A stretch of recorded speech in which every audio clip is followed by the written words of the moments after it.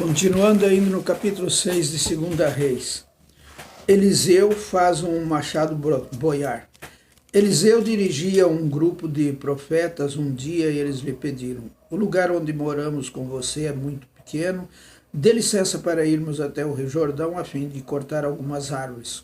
Com elas construiremos uma casa para a gente morar. Pode ir, respondeu Eliseu. Um dos profetas insistiu que Eliseu fosse com eles. Eliseu aceitou e eles saíram juntos. Quando chegaram ao Jordão, começaram a trabalhar. Um deles estava cortando uma árvore quando, de repente, o ferro do seu machado escapou do cabo e caiu na água. O que vou fazer, meu senhor? Gritou ele para Eliseu. O machado era emprestado. Onde foi que ele caiu? Perguntou Eliseu. O homem mostrou o lugar, então Eliseu cortou um pedaço de pau, jogou na água e fez o machado boiar. Pegue-o, mandou ele. E o homem esticou o braço e o pegou. O exército dos sírios é derrotado.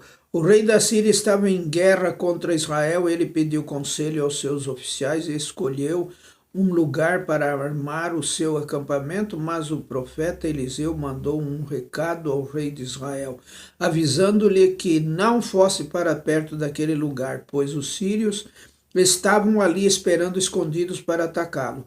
Então o rei de Israel avisou os homens que moravam naquele lugar e eles ficaram alerta. Isso aconteceu várias vezes e o rei da Síria ficou muito aborrecido. Então chamou os seus oficiais e lhes perguntou: qual de vocês está do lado do rei de Israel? Um deles respondeu: nenhum de nós, ó rei. O profeta Eliseu é quem conta ao rei de Israel tudo o que o Senhor fala, até mesmo dentro do seu próprio quarto. Então o rei ordenou: descubram onde ele está, que eu o prenderei. Contaram-lhe que Eliseu estava em Dotã. E ele mandou para lá uma grande tropa de soldados com cavalos e carros de guerra. Eles chegaram de noite à cidade e a cercaram.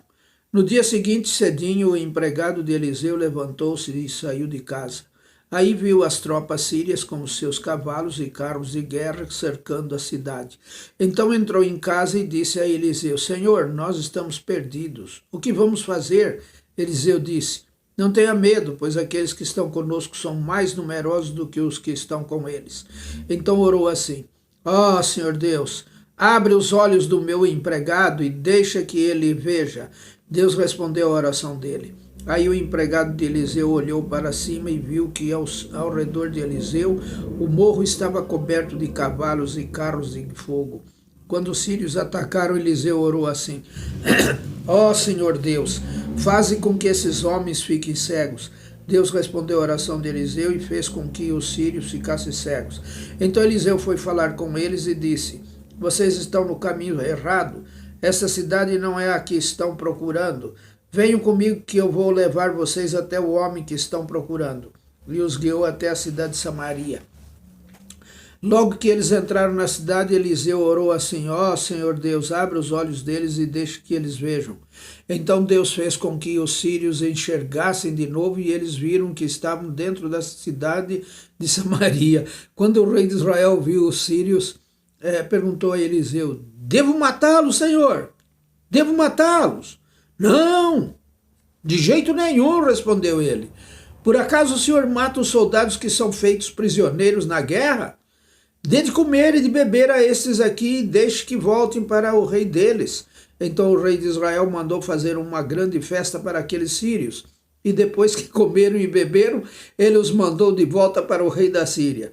Daí em diante os sírios pararam de atacar a terra de Israel, Eliseu e a fome em Samaria. Algum tempo depois, o rei Ben-Hadad da Síria levou todo o seu exército para lutar contra Israel e cercou a cidade de Samaria. Por causa disso, a falta de alimentos naquela cidade foi tão grande que uma cabeça de jumento custava 80 barras de prata e 200 gramas de esterco de pomba custavam 5 barras de prata.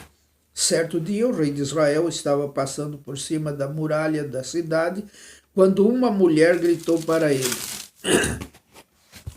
ó rei, meu senhor, me ajude. Ele respondeu: se o Senhor Deus não ajudar você, como é que eu posso ajudá-la? Você pensa que eu tenho trigo ou vinho? Mas diga qual é o seu problema. Ela respondeu: outro dia esta mulher me disse, vamos comer o seu filho. Hoje e amanhã comeremos o meu. Então nós cozinhamos o meu filho e o comemos. No dia seguinte eu disse que era a vez de comermos o filho dela, mas ela o escondeu. Ao ouvir isso, o rei rasgou as suas roupas em sinal de desgosto. E as pessoas que estavam perto da muralha viram que por baixo das suas roupas ele estava vestido com roupa de pano grosseiro. E o rei gritou: que Deus me mate, se antes que o dia acabe eu não mandar cortar a cabeça de Eliseu, filho de Safate. E mandou que um mensageiro fosse buscá-lo.